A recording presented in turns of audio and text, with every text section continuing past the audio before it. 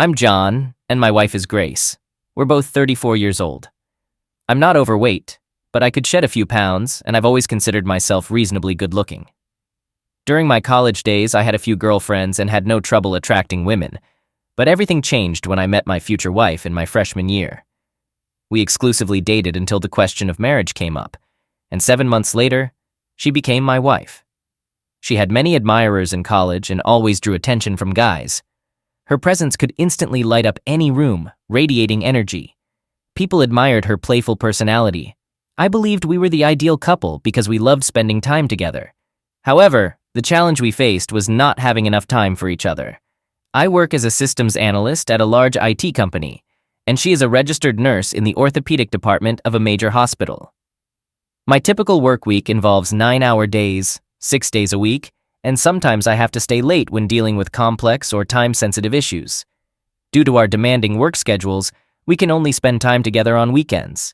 When Grace works the daytime shift, we only see each other in the evenings. However, she's always exhausted and goes to bed around 10 shortly after getting home.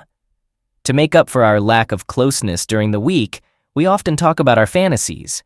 We both believe these fantasies should stay as just that, fantasies. She meant everything to me, and she assured me that I was the love of her life. I have no time for infidelity, and she knows how strongly I feel about it.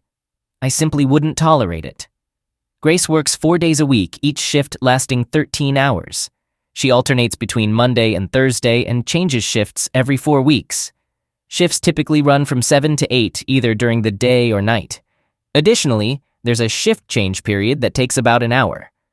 So, she usually gets home around 9:30 in the morning and evening. I've been urging her for the past 2 years to find a permanent job, but she's passionate about what she does and doesn't want to switch careers. So, we've learned to cope with her unconventional work hours. When we first got married, we both had student loans. We agreed to pay them off before starting a family. Once the loans were settled, we decided to delay having children until we were comfortably settled in a nice home and neighborhood. 3 years ago, we achieved that goal and decided it was time for her to become pregnant. But she didn't. Today is Monday, and I left work early, thinking I had the flu. I texted my wife, telling her I was going home sick. She replied, advising me to take flu medicine. I asked her which medicine and where to find it. She responded, "Tamiflu," and mentioned it was in the medicine container in the second drawer under her dressing table in our bathroom. I simply replied, "Okay," and headed home. Once I got home, I went into our main bathroom to search for her medication, but instead, I found something unexpected. I checked the drawer she had pointed to but couldn't find anything labeled Tamiflu. When I opened the top drawer, I found flu medicine and a foil packet of birth control pills. She had already taken the one designated for today. I was completely stunned. She had assured me she had stopped taking the pill over 3 years ago. We had been trying to have a baby for the past 3 years without success. My wife had previously told me that our work schedules were the reason for our difficulties, and eventually our schedules would align with her menstrual cycle. In the spring, I decided enough was enough, and both of us underwent testing. After multiple tests, our doctor stated that there was nothing wrong with either of us. I looked at the foil packet of pills and wondered if it was an old packet, but I realized that the days of the pills matched the month, and the correct pill for today had already been removed. Today is Tuesday, the 18th of the month, and 18 pills have been taken, including today's. They were set to expire in 2 years, indicating they must have been refilled recently. Simultaneously, various scenarios raced through my mind. Did Grace truly desire to start a family? Was she involved in a secret affair? Did she have undisclosed health issues? Why did she lie to me? Our bodies were aging, and the longer we delayed starting a family, the more challenging it would become. How should I approach her? I took some Tamiflu and went to bed. The next thing I knew, Grace was waking me up, asking about my well-being and if I needed anything. I felt better and declined any assistance. I couldn't help but feel uneasy that she hadn't shared anything with me, but she didn't say a word. I observed her, and it seemed like she believed I had passed out again.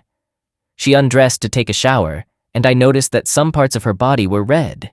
It suddenly occurred to me that she might have had an affair after her shift before coming home. When she worked in the other department, her shift change used to take less than 10 minutes. Why did it now take an hour? She didn't close the bathroom door, and I positioned myself where I could see her reflection in the full-length mirror in the bathroom. It seemed like she had spent an excessive amount of time grooming herself. Was this a regular occurrence?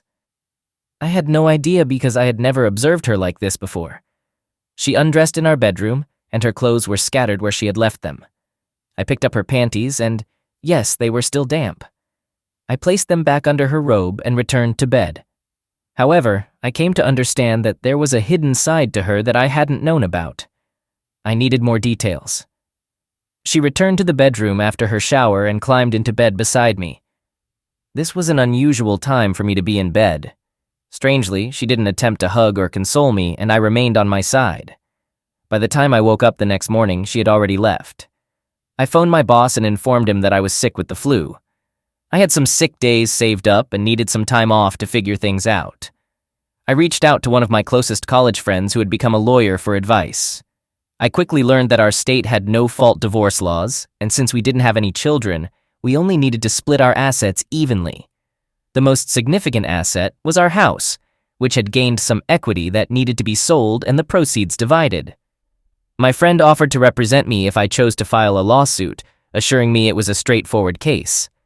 That evening at 8 o'clock, I parked near Grace's car to follow her. We both had iPhones, so I used the Find My Phone app to check her location and saw that she was still at the orthopedic ward. After waiting for 10 minutes, I realized she was on her way, so I called the orthopedic department and requested to speak with her. I was told she had already finished her shift and left. I realized that she had deceived me about the shift change, which had lasted only 10 minutes or less. I continued monitoring the app on my phone and noticed that the blue dot representing her had stopped in an unfamiliar part of the hospital complex. I left the car and decided to locate her phone, but it proved more challenging than I had expected. I found a place, but it was on the wrong floor. Finally, after waiting for about 20 minutes, I ended up outside one of the rooms where doctors take breaks during their long shifts. Inside, I could hear people being intimate. To find out who was in that room, I needed to hide, and luckily, I found an open janitor's closet about 50 feet away. After roughly 20 minutes, Grace left the room and headed toward the garage. A little while later, a man came out too. Eventually, he locked the door. I approached him and asked for directions, which he kindly gave. He was a bit taller than me and looked quite attractive. I checked his name tag and saw it read, Dr. William. I needed a plan. I called my boss at home and told him that I had the flu, but there was also a pressing personal family matter that required my immediate attention. He understood, having gone through a tough divorce himself a year ago. He said I could take as much time as I needed, but to keep him informed so he could handle work. Next, I phoned my friend Max, who's a lawyer, and explained that I wanted to take legal action against Grace since she had left our house after our encounter on Thursday night. He agreed to help and asked if there was anything else he could do. Since I was unsure about my next steps, he suggested splitting our finances and canceling our credit cards. Did I have any plans after leaving her? Was there a place for me to go? I hadn't thought that far ahead and admitted it. Max told me to visit his office first thing the next morning. He had experience with this and had a list of tasks for me to complete. He even had a list of hotels with affordable weekly rates. My first tasks included arranging a small shipment with a transportation company to be delivered the next morning. I planned to temporarily store my belongings until I found a more permanent place to live. My next stop was the bank, where I withdrew half of our joint accounts and canceled our credit cards. I took control of the accounts in my name only and requested new credit cards. At midnight, I disconnected her cell phone after I was legally served. That evening, while I was in my computer room saving important files for the upcoming weeks, Grace arrived home on schedule at 9:30 p.m. We exchanged greetings, and she proceeded to shower and go to bed. I also retired to bed early because I had a busy day ahead. Strangely, she didn't notice when I went to bed, and I failed to realize how distant she had become. The following morning, she left the house early, and the movers arrived promptly. I had a checklist of items to take with me, and I had placed stickers on everything that needed to be packed. My car was loaded with suitcases and work-related computer gear once the movers finished. I went out and purchased a single black rose, symbolizing death, departure, and significant changes in the future, which, in this case, meant the end of our marriage. Placing it in the center of the kitchen table, I wrote a brief note that read, Grace, as you might recall, I called you on Monday, informing you I was unwell and going back home. You advised me to take Tamiflu and directed me to its location. However, I couldn't find it in your second dressing table.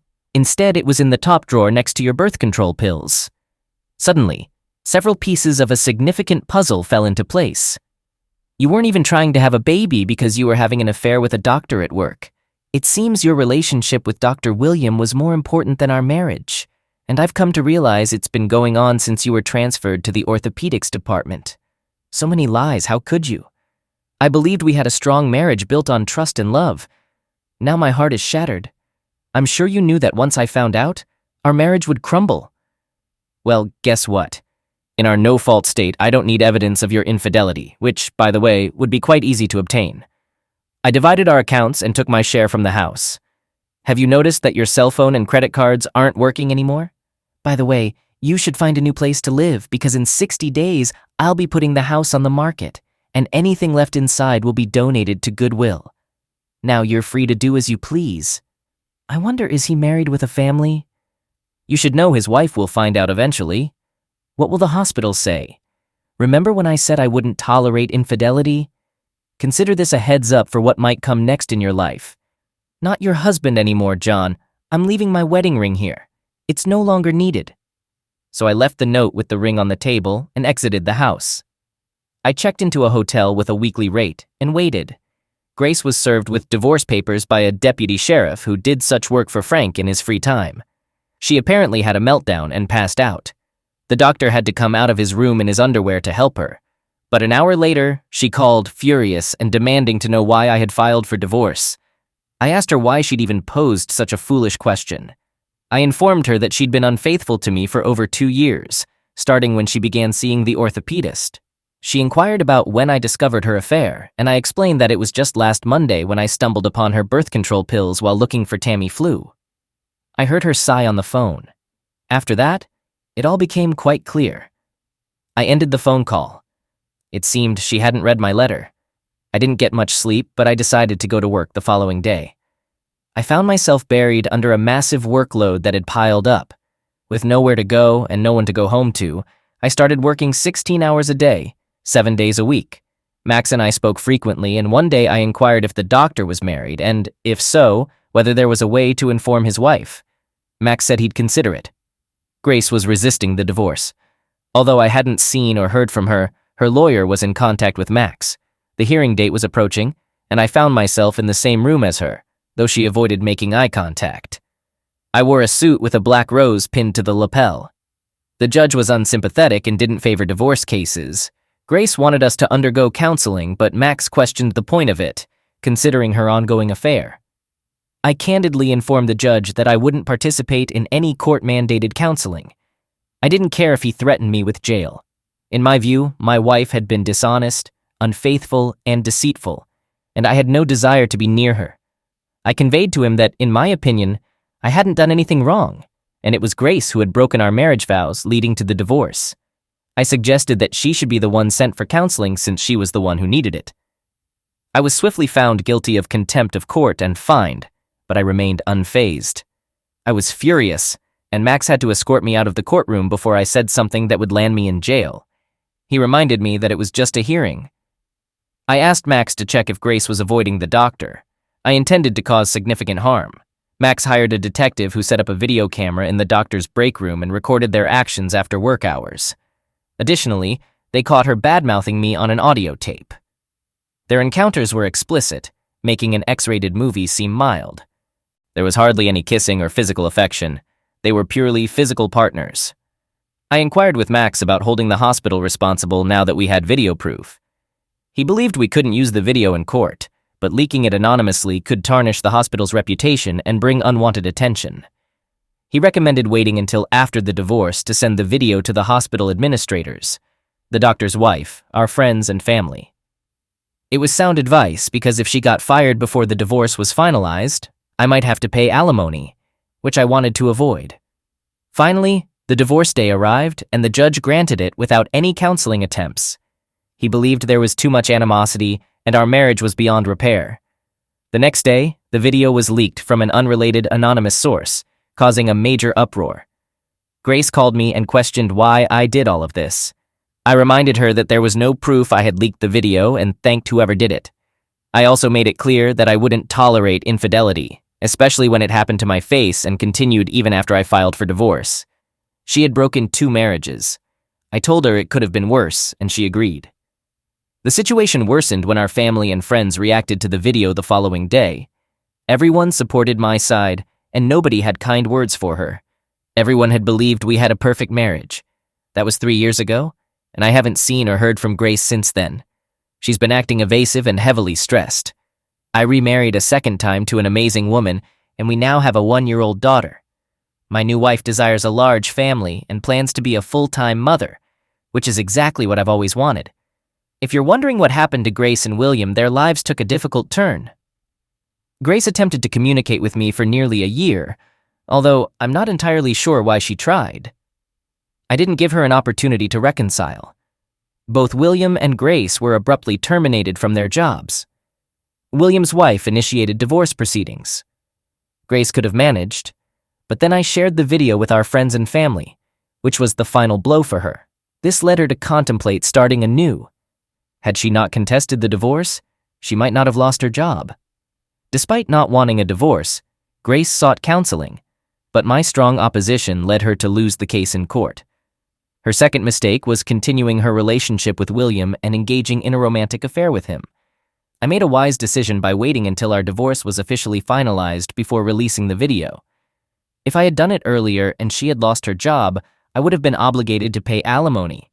Eventually, Grace, feeling utterly embarrassed and humiliated, relocated to Oklahoma City and secured employment as a nurse in a doctor's office. Perhaps she's trying to rebuild her life, and I hope she's learned from her mistakes.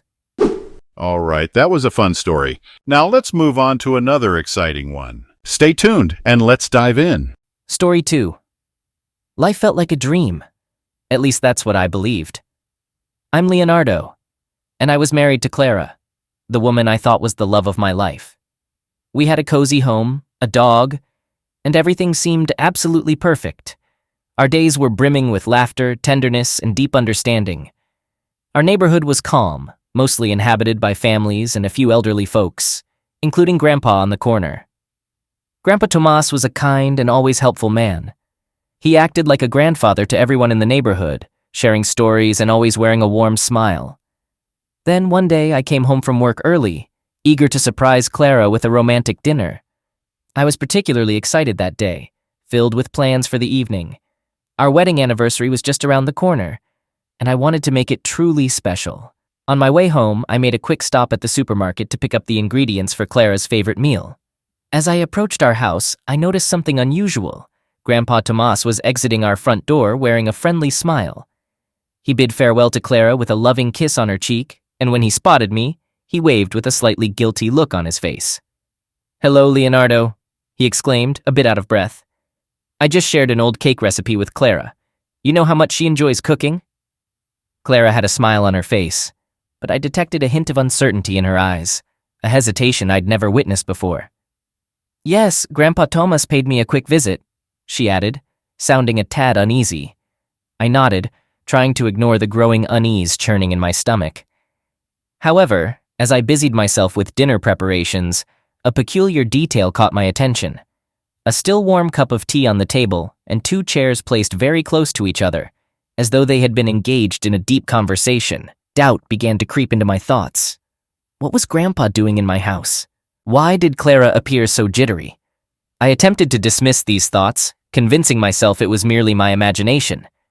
Yet, the look I glimpsed in Clara's eyes that day lingered in my mind, and an ominous feeling began to take root in my chest. It felt like I stood on the edge of a precipice, with an instinct pushing me toward investigation. However, what I would uncover in the days to come would prove more distressing than anything I could have imagined.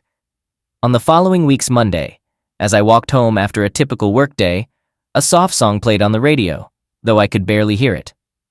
My mind fixated on Clara, on that brief kiss on Grandpa's cheek, on her mysterious demeanor, and on the unsettling sensation that something was amiss. As I passed by Grandpa's house, an unsettling sight brought my heart to a sudden halt. Clara was exiting through Grandpa's gate. In that fleeting moment, my world appeared to come to a standstill. I sounded the car horn at her, attempting to conceal the storm of emotions swirling within me. She seemed taken aback for a second, then flashed a smile and made her way over to the car. "Hey there, sweetheart. What a coincidence, huh? I was just grabbing a slice of the cake from the recipe Grandpa shared the other day. He's quite fond of that cake, you know," she explained, her face radiating innocence. I tried to return the smile, but something felt amiss. Her eyes lacked their usual sparkle, and beneath her facade there was a tension she attempted to conceal. "Sounds good, honey. I'm sure he'll appreciate it." My words flowed mechanically, my attention drawn to something on Clara's shirt sleeve. A tiny, almost imperceptible droplet. My stomach churned. She got into the car, and we engaged in trivial conversation for the remainder of the drive home. But my thoughts were elsewhere. That minuscule liquid droplet, the visit to Grandpa's, the brief kiss. All these elements began to form a picture I was reluctant to acknowledge. It resembled a jigsaw puzzle with pieces that refused to fit together. Upon arriving home, Clara headed straight to the kitchen, humming a cheerful tune. I watched her, bewildered, lost in my own thoughts. She appeared unchanged, but something had undeniably shifted. I was determined to uncover the truth, regardless of how painful it might be. Dinner passed in an uneasy silence, and as I retired to bed, a single question echoed relentlessly in my mind. What's really going on? I felt like I was on an irreversible path, and deep down, I knew that whatever I discovered would forever alter my life. The following morning appeared like any other, with routines seemingly back to normal. However, the suspicions that had taken root in my mind prevented me from finding any peace. I understood that I had to uncover the truth, regardless of the cost. My entire history with Clara, the years of love and trust, hung in the balance. "Today, I might be a little late coming back from work, honey," I informed Clara during breakfast. "We have an important meeting with a client, possibly lasting late into the night." Clara glanced at me, mildly surprised, but nodded in understanding. "No problem, darling. I'll prepare something special for dinner. I love you. I love you." Those once reassuring words now felt hollow, like a distant echo. What was love when trust had been shattered? I left work earlier than usual, my heart racing with a blend of fear and determination. I couldn't escape the need to uncover the truth, to witness it firsthand. As I neared our home, a knot tightened in my stomach. If Clara wasn't at home, I knew precisely where to look. Grandpa's house. I didn't want to believe the thoughts taking shape in my mind, but the evidence was stacking up. The tiny liquid drop on her shirt, the intimate kiss on her cheek. I couldn't erase those from my memory. I parked the car at a safe distance and silently made my way to our house. It felt as though the entire world had come to a standstill, and the only thing I could hear was the sound of my own labored and unsteady breathing. Without making a single noise, I carefully opened the door to the living room. What I witnessed left me frozen in terror. There they were. Clara, my cherished wife, kneeling in front of Grandpa with its down, sitting on the couch. It was a scene etched into my memory, an unthinkable betrayal that tore my very soul apart. A surge of anger and the desire to scream and confront Grandpa coursed through me, but I restrained myself. He was frail and elderly, and any physical altercation could have dire consequences, not to mention what it would do to me. My body quivered and tears flowed down my face uncontrollably. An intense pain gripped my chest, a pain unlike anything I had ever experienced. The image of them in that room, the room we had built together, was a betrayal that defied any words. I retreated silently, my mind swirling with a tumultuous mix of thoughts and emotions. I had unearthed the truth, but it came at a steep price. Trust had been shattered, love tarnished, and my life lay in ruins. I knew I could never look at Clara the same way again. She was no longer the woman I had adored.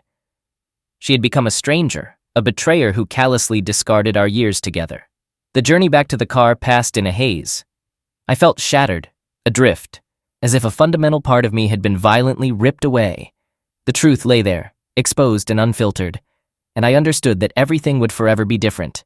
However, I couldn't simply let it be. My life had been wrecked, and it seemed only fair to shatter theirs in return. They needed to face some consequences. My thoughts churned with a scheme. It was a revenge plan that needed to be as public and humiliating as possible. I aimed to reveal Clara and Grandpa's true selves in a grandiose manner. Days later, Wearing a forced smile and carrying a heavy heart, I spoke with Clara, pretending to have forgiven her completely. I suggested that we commemorate our love and the obstacles we'd conquered by hosting a lavish party for our wedding anniversary. She hesitated initially, but I managed to convince her, perhaps making her think this could be a chance for redemption. I sent out invitations to all our friends in the neighborhood, neighbors, and family members. Of course, I made a special point to invite Grandpa, underscoring his significant presence. The day of the party arrived, and everything was meticulously prepared. The house was adorned beautifully, the food was delectable, and our guests were joyful and eager. Grandpa was in attendance, sporting a cheerful demeanor, blissfully unaware of what lay ahead. The moment arrived, and I stood up with a raised glass, my heart racing. "Ladies and gentlemen," I began, my voice firm and self-assured, "we are gathered here not only to commemorate our love, but also to celebrate the ideals of truth, integrity, and mutual respect we should always hold for one another." Our friends and family raised their glasses, sporting smiles. But Clara and Grandpa appeared uneasy. "But before I make this toast," I continued, locking eyes with Clara and Grandpa, "I must unveil a hidden truth that none of us have known." A heavy silence engulfed the room. Grandpa's eyes widened, and Clara seemed on the verge of fainting. "Yes, dear friends," I declared, my tone now stern and unwavering. "The reality is that my beloved wife and our esteemed Grandpa, whom everyone holds in high regard, have been engaged in an illicit affair unbeknownst to us all. My wife and Grandpa have maintained a secretive and scandalous relationship right under our very noses." The room filled with shock and disbelief. All eyes turned to Clara and Grandpa, who appeared pale and horrified. "And I believe everyone present deserves to be acquainted with the truth.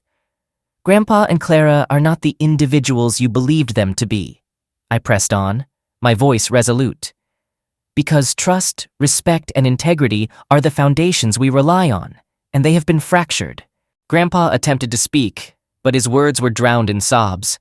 Clara, too, began to weep, her tears an admission of her disgrace. "I request a divorce, Clara," I uttered, my voice faltering for the first time. "And I hope you and Grandpa find the life you truly deserve." With that, I departed the room, leaving shock, sorrow, and a sense of betrayal in my wake. I had relinquished the love of my life, but my vengeance was fulfilled. I had laid bare the truth and humiliated Clara and Grandpa in the presence of everyone they knew. Their reputation, image, and standing in the neighborhood would never be the same. It was the least I could do. Story 3. Gather round, folks, because it's time for the tale of my unfaithful ex-wife and how I dealt with the situation. Let's start from the beginning. I began to suspect her infidelity due to various warning signs. She exhibited red flags like frequently laughing and smiling while texting, claiming it was just her mother when I inquired, staying late at work every night and offering flimsy excuses when I called, and her colleagues insisting she had left hours ago when I questioned them. She would dismiss my concerns, chalking it up to office banter. The tipping point came when she supposedly went out to buy milk at 11:30 at night, but didn't return until 2 in the morning. Now, if there's one piece of advice I can offer from my extensive experience, it's this. If you suspect your partner of infidelity, consider hiring a private investigator. They are skilled at their job and can gather evidence that proves invaluable in divorce proceedings. Let's fast forward to her birthday several months later. I can anticipate your question. Why did I wait for months before confronting her, and did it have to be on her birthday? To answer the first query, I needed time to gather substantial evidence from my lawyer and make arrangements to find a new place to live. As for your second question, absolutely. It had to be on her birthday. You see, when I asked her about her birthday plans this year, she insisted I go out of town with my friends since she had to work and didn't want to dwell on aging. That raised suspicions, and when I stumbled upon a bottle of champagne and 2 glasses hidden in my closet, something inside me snapped. So, like any rational man, I pretended to leave for my friend's house, making it seem like I was going out of town. While there, I contacted her mother, father, sister, and several friends, sharing my idea of surprising her with a room filled with party streamers, kazoos, and a large cake adorned with candles.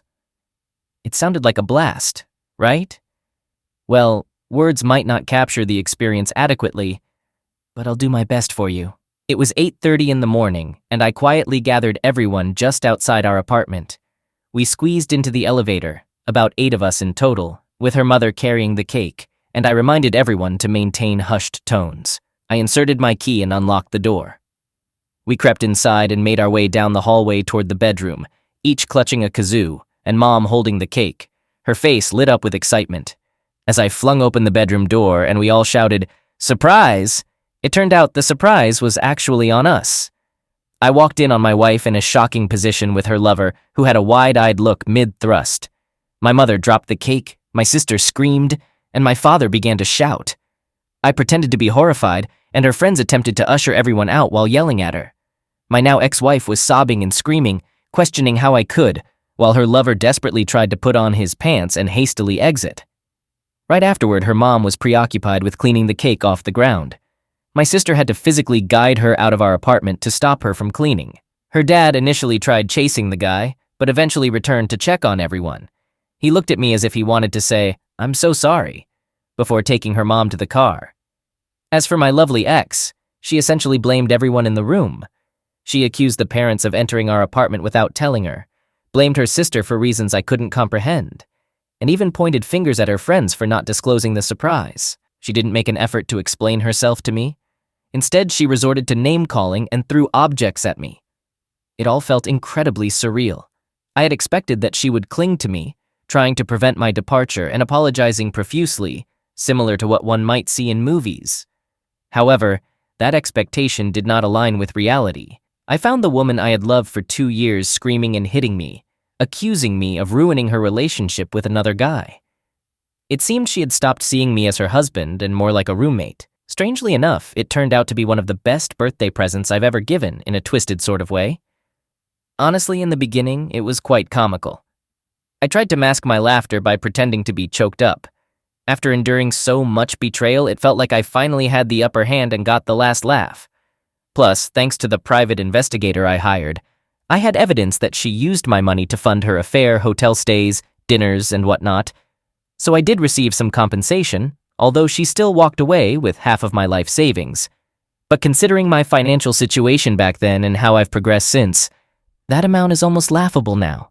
However, the reality eventually hits you. Your marriage is over, the woman you loved has betrayed you, and the last 2 years of your life feel like a bit of a waste. Ultimately, it's not about the money. I genuinely believed I loved this girl, so I couldn't help but wonder what was wrong with me and if anyone could truly love me. Additionally, I had developed a close relationship with her dad, who had taken me under his wing as a father figure, which was especially meaningful since my own father had left when I was young. I still keep in touch with him, share my achievements with him, and visit when I can. Divorce is never a pleasant experience, and my advice to young folks in love is not to rush into things. Take time to truly get to know each other, live together for 3 to 5 years before making any big decisions. I wish someone had given me that advice and urged me to think about what I was doing. Also, the old saying about judging someone by how they treat their parents is absolutely true. She was unkind to her parents, which should have been a significant red flag. As for her, the last I heard, she had moved in with the guy, or at least I believe it was him. She got pregnant, and if they're still together, she probably has the child by now. At this point, I couldn't provide any more details. I genuinely hope she's found happiness, even if I'm not the one providing it for her.